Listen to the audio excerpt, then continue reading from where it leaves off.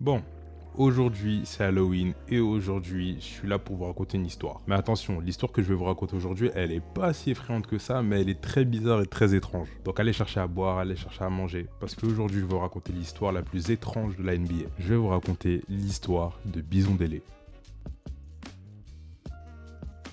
Donc pour commencer, est-ce que vous connaissez les Platters? Pour ceux qui ne les connaîtraient pas, les Platters, c'est un groupe qui était surtout connu dans les années 50, 60 et 70, et vous avez déjà peut-être entendu certaines de leurs musiques, comme par exemple Only You.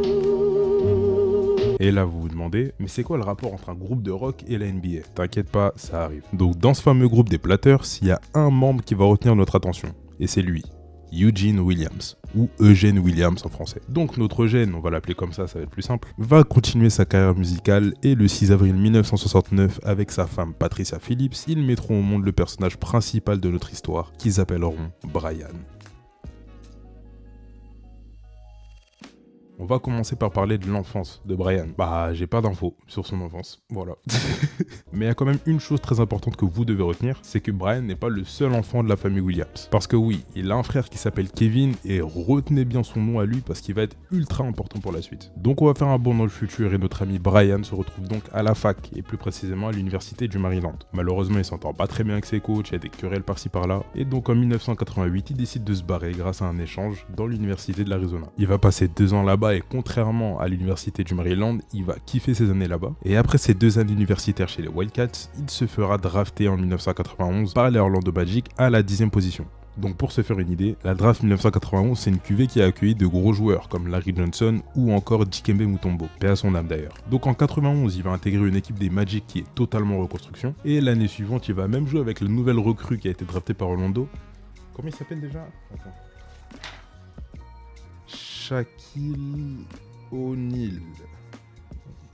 C'est un mec qu'ils ont recruté de chez LSU là. Malheureusement, à côté de cette nouvelle recrue, Brian il va pas arriver à se faire une place dans l'équipe. Donc à la fin de la saison, il décide de partir pour rejoindre les Denver Nuggets, où il va tourner à 8 points de moyenne sur 2 saisons. Et c'est à partir de ces 2 saisons là qu'il va entre guillemets rentrer dans son prime. Donc à la fin de ces 2 saisons avec les Nuggets, il décide de partir et de cette fois-ci se rendre sur les côtes californiennes pour jouer avec les Los Angeles Clippers. Et je sais pas ce qui s'est passé, mais sur cette saison avec les Los Angeles Clippers, il a tourné à 16 points de moyenne. Alors ouais, vous allez me dire, oui, mais c'est normal, c'est un 10e choix de draft. D'accord, mais jusqu'ici, il tournait entre 4 et 9 points de moyenne. Donc le fait de doubler ses stats comme ça en une saison, franchement, je trouve ça fort. Mais bref, là on s'égare. Donc à la fin de cette saison, Brian, il va se sentir pousser des ailes. Comme il se sent chaud avec ses 16 points de moyenne, il va exiger un contrat faramineux qu'aucune équipe de la ligue va accepter. Donc résultat des courses pour la saison 96-97, il ne trouve aucune équipe pour laquelle jouer, car aucune équipe ne va accepter le contrat de fou qu'il va proposer, sauf une. Parce que oui, en avril 1997, donc 9 jours avant la fin de la saison régulière, il y a une équipe qui lui tend la main et qui lui dit « Petit, viens jouer pour nous. Par contre, t'as vu ton contrat là que tu nous proposes ? Tu peux te le mettre où je pense, parce que jamais on va te payer autant d'argent. » Donc Brian, pas le choix, il va accepter le contrat même s'il sait qu'il va pas gagner autant d'argent que ce qu'il espérait. Et vous l'aurez peut-être remarqué, mais depuis tout à l'heure je fais exprès de pas vous dire le nom de cette équipe juste pour vous garder la surprise. Donc oui, avec beaucoup moins d'argent à la clé, Brian il va quand même accepter ce contrat, et il le sait, c'est un contrat qu'il ne pourra pas refuser pour 2 raisons. La première, c'est que tout simplement il avait pas de club, donc il était au chômage. Et la deuxième raison, c'est que c'est pas n'importe quelle équipe qui lui a fait cette proposition. En effet, il ne peut refuser cette proposition parce que l'équipe qui lui offre ce contrat de la dernière chance, c'est nul autre que les Chicago Bulls, qui sont à ce moment champions en titre et sur la route du back-to-back mené par un Michael Jordan et toute sa clique. Et pour ceux qui ont suivi, on est en 1997, donc en plein milieu du second repeat des Bulls, ce qui fait que oui, Brian a bel et bien fini champion NBA avec les Bulls. Mais comme notre Brian là, il apprend jamais de ses erreurs, il va tout simplement se dire, bah quand maintenant je suis champion NBA, bah il me faut un gros contrat. Sauf que là non, c'est pas une erreur et ça va fonctionner. Parce que pour la saison 97-98, c'est les Pistons qui lui feront une offre, et pas n'importe laquelle, parce que ça sera l'offre de contrat la plus chère de l'histoire de la franchise à cette époque. Et cette offre, elle va culminer à 40 millions de dollars sur 5 ans. Donc bien sûr, il va directement accepter et il va rejoindre une équipe des Pistons qui est assez solide, avec notamment des joueurs comme Joe Dumars, Grant Hill ou encore Jerry Stackhouse. Et c'est durant cette saison qu'il sera le plus performant, avec une moyenne de 16,2 points par match et 8,9 rebonds par match. Et malheureusement, c'est déjà la fin de son prime, car la saison suivante de 98 à 99, il tournera seulement à 10,5 points par match. Ah ouais, j'avais oublié aussi, mais pendant son prime, il est sorti avec Madonna. Voilà. Donc vraiment, quand je vous dis que le Boug était à son prime, c'est qu'il était vraiment à son prime. Mais on va rapidement revenir sur la saison 98-99 parce que c'est une saison qui a non seulement changé sa carrière, mais qui a aussi changé sa vie et dans tous les sens du terme. Donc on est en 1998 et fou comme il est, Brian il se dit aujourd'hui, je vais changer de prénom. Donc il fait les démarches, tout ça, l'État accepte. Puis il se rend à Détroit voir l'équipe et il leur dit les gars, Brian Williams c'est terminé, à partir d'aujourd'hui mon nom c'est Bison Dele. Donc vous avez bien entendu, Bison Dele. Prénom Bison, nom de famille Dele. Et la raison de ce changement, c'est pour rendre hommage à mes ancêtres amérindiens et africains. Ouais, donc à Détroit, ça le regarde en chelou, mais vas-y, tranquille, on va t'appeler Bison. Donc Bison, qui était jusqu'ici Brian, mais on va l'appeler Bison. Donc Bison, il va continuer sa saison avec Détroit, mais malheureusement, la relation entre lui et l'équipe va se détériorer de plus en plus. Sauf que, je pense que vous l'avez remarqué, ce mec est fou. Donc à la fin de la saison, la relation entre lui et l'équipe est au plus bas, et Détroit décide de le trader. Sauf que lui, il aime vraiment pas cette décision, et il décide de partir sur ses conditions. Donc il arrive devant les dirigeants de Détroit et il leur dit « Ah bon, vous voulez me trader ? Très bien, tenez vos 36 millions, voilà votre argent, moi je me barre. » Donc là, les dirigeants de Détroit ils disent ok, mais tu pars où? Sauf que vous l'avez encore oublié, ce mec est fou. Donc il va leur répondre dans le plus grand des calmes. Ah non, non, non, je crois que vous avez mal compris. Je me barre définitivement.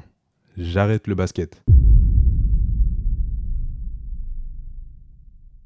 Donc là, la direction, vous et moi, on a tous la même réaction d'incompréhension. Sauf que lui, il a 100% sérieux dans son délire en fait. Donc il part et il prend sa retraite du basket. Et c'est à partir de ce moment-là que cette histoire va devenir complètement lunaire en fait. Donc après sa retraite, tenez-vous bien, il est parti apprendre à jouer du violon, du saxophone et de la trompette. Et il est parti au Liban pour visiter le pays. Donc attendez, là on va refaire un tableau pour bien remettre en situation ce qui se passe. Donc là, ça veut dire que dans l'instant T, il y a un mec qui s'appelle Bison qui a décidé de tout plaquer pour aller jouer du violon, du saxophone et de la trompette. Et il est parti visiter le Liban. C'est ça son rêve. Et là on se dit tous, c'est quoi cette histoire de fou? Mais malheureusement c'est pas fini. Parce que après avoir fini d'explorer tout le Liban, il va décider d'aller en Australie. Me demandez même pas pourquoi, je sais pas. Et arrivé en Australie, il va cogiter et il va se dire, mais là en vrai là, mon vrai but ultime, ce serait pas de devenir capitaine d'un bateau?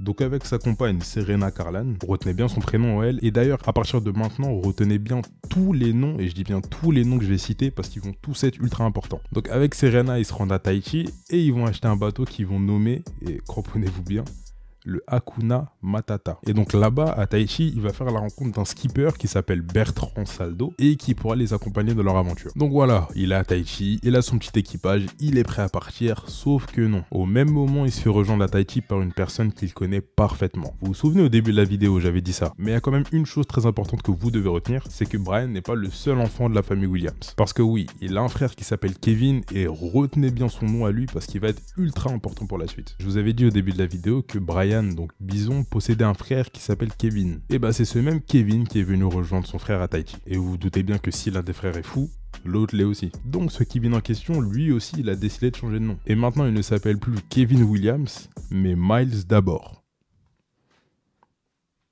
Donc Bison invita Miles à rejoindre l'équipage et il va directement accepter. Donc la petite pause, on va faire un résumé de la situation, de tous les noms et de tout ce qui se passe pour ceux qui sont perdus, comme ça on pourra tous bien comprendre la suite. Donc on est à Tahiti avec Bison, anciennement Brian, et sa femme Serena sur un bateau, qui sont rejoints par Bertrand, un skipper, et Miles, anciennement Kevin, qui est le frère de Bison.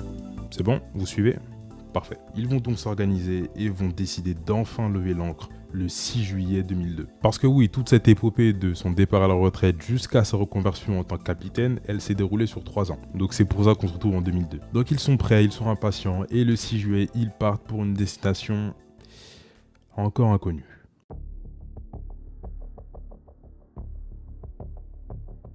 Donc on est le 6 juillet 2002 et sur le Hakuna Matata, Bison, Serena, Bertrand et Miles sont prêts à voguer sur les mers. Ils partent, tout se passe bien, ils communiquent avec leurs proches et tout, vraiment tout se passe bien, tout est parfait pour l'instant. Mais tout va bien jusqu'au 8 juillet, donc 2 jours après leur départ. Parce que oui, à partir du 8 juillet, plus personne n'a ni de contact ni de nouvelles du bateau et de son équipage. Et là, vous, comme moi et comme leurs proches, on s'imagine tous le pire. Ouais, le bateau a été près d'une tempête, ou il a coulé, on va plus jamais les revoir. Sauf que non, parce que 12 jours après, donc le 20 juillet, le bateau est de nouveau aperçu par des gens. Donc là, on se dit quoi? Bonne nouvelle, ils sont sains et saufs. Mais quand on regarde bien le bateau, il y a un truc qui va pas. Le bateau est là, hein, tout va bien à ce niveau-là. Mais à l'intérieur, il n'y a plus qu'une seule personne, et c'est Miles, le frère de Bison. Donc là, on commence à s'inquiéter, et les parents des frères commencent aussi à s'inquiéter au bout de 2 mois sans nouvelles. Donc après ces 2 mois sans nouvelles, ils décident d'appeler les autorités tahitiennes pour qu'ils commencent des recherches, et c'est ce qui va se passer. Donc au fil des recherches, ils vont retrouver le bateau, qui jusqu'ici a juste été aperçu par des gens, et ils vont le retrouver échoué sur une plage. Et en se rapprochant, il y a plusieurs choses qui ont intrigué les autorités. En effet, le bateau était complètement vide, et sur la coque du bateau, plusieurs impacts de balles étaient visibles, en plus du fait que l'inscription Hakuna Matata ait été effacée, ou du moins quelqu'un ait essayé d'effacer le nom du bateau, mais a échoué parce qu'il était encore visible. Donc là, on est tous d'accord, ça ressemble fortement à une scène de crime. Et là, rappelez-vous de ce que j'ai dit juste avant. Quand on regarde bien le bateau, il y a un truc qui va pas. Le bateau est là, hein, tout va bien à ce niveau-là. Mais à l'intérieur, il n'y a plus qu'une seule personne, et c'est Miles, le frère de Bison. Bizarre, mais vas-y, bon soupçon. Donc là, il y a directement le FBI sur le coup, et la mission, elle est très simple. Il faut trouver Miles. Donc l'enquête commence et il y a de plus en plus d'indices qui apparaissent. Déjà, il a imité la signature de son frère pour acheter 152 000 $ d'or. Et en plus de ça, il a utilisé le passeport de son frère pour voyager. Donc là, la situation elle est encore plus bizarre. Et c'est en 2 jours après avoir ramassé tous les indices possibles que l'FBI trouve enfin la localisation de Miles et part le chercher au Mexique, plus précisément à Tijuana. Donc là, on sait que Miles est vivant et qu'il est actuellement à Tijuana. Sauf que Miles, lui, il sait absolument pas qu'il est recherché par le FBI. Donc de son plein gré, avant toutes les histoires de recherche. Alors que personne ne sait ce qui s'est réellement passé, avant même que le FBI ne trouve le bateau, Miles va prendre son téléphone. Il appelle sa mère et il lui dit « Maman, c'est pas moi qui ai tué Bison. Je te jure, je leur ai fait aucun mal, je veux pas aller en prison. » Bon, on est tous d'accord, ça ressemble clairement à un aveu. Donc revenons au FBI. Donc ils arrivent à Tijuana, ils fouillent toute la ville, mais ils trouvent personne. Miles s'est volatilisé. Donc là, vraiment, plus personne comprend où il est, qu'est-ce qui s'est passé, vraiment, c'est un vrai fantôme. Et là, énorme retournement de situation. Miles se rend. Mais il se rend pas au FBI. Il va se rendre à un hôpital en Californie parce qu'il est actuellement en pleine overdose d'insuline. Donc là, le FBI, il se pose pas de questions, il se dit c'est maintenant ou jamais, on fonce et on va l'interroger. Et là, les gars, par pitié, asseyez-vous bien parce que l'interrogatoire, il est lunaire. Donc, d'après Miles d'abord, après le départ du bateau, Serena serait morte en se cognant la tête après que Bertrand aurait fait une manœuvre avec le bateau. Après ça, Bison se serait embrouillé avec Bertrand en le traitant de mauvais skipper, ce qui aurait résulté en une altercation entre les deux, avec Bison qui aurait tiré sur Bertrand, le tuant sur le coup. Et sous la panique, Miles aurait tiré et tué Bison, dit-il par self-défense, avant de jeter les 3 corps dans l'eau par peur de se faire arrêter. Donc voilà la version de Miles sur ce qui s'est passé sur ce bateau, et malheureusement le FBI ne pourra pas avoir plus de détails sur cette affaire, parce que plus tard dans cette même journée du 27 septembre 2002, Miles va malheureusement succomber à son overdose. Donc malheureusement, nous aussi on n'aura pas plus de détails sur l'affaire, parce que le FBI va conclure que Bison, Serena et Bertrand ont probablement été assassinés et jetés par-dessus bord dans l'océan. Donc c'est un peu chiant de ne pas avoir le fin mot de cette histoire, de ne pas savoir ce qui s'est réellement passé sur le bateau. Parce que là, imaginez juste une seconde si Miles, depuis le début, il disait la vérité. Ou qu'au final, même personne ne soit réellement mort, qu'il soit sur une île ou que personne ne les ait retrouvés. On n'en sait rien. On n'en sait rien et malheureusement, on ne le saura jamais parce que l'affaire elle est classée. Donc dites-moi ce que vous en pensez dans les commentaires, ou aussi dites-moi vos théories dans les commentaires. Voilà, on ne sait jamais. Pour vous, qu'est-ce qui s'est passé sur ce bateau? En tout cas, je tenais vraiment à vous raconter cette histoire pour Halloween. Voilà, je sais qu'elle est pas très effrayante, mais elle est quand même bizarre et assez étrange. Donc vraiment, je pense qu'elle entre assez bien dans le thème d'Halloween. Donc dites-moi ce que vous avez pensé de cette vidéo dans les commentaires. Et surtout, restez à l'affût parce que là, vous avez vu, je reviens d'une très longue pause, 3 mois quand même, et j'ai pas rien fait pendant ces 3 mois. D'accord? On a travaillé, on a charbonné sur de gros projets qui arrivent très vite. Hein. Il n'y aura pas de 3 mois d'attente. Là, ça va arriver très vite. Donc soyez à l'affût. Donc on va revenir dans pas longtemps, sérieusement, et avec du très lourd. Donc voilà, n'oubliez pas de liker, partager, vous abonner, et on se retrouve une prochaine fois pour de nouvelles vidéos. Ciao.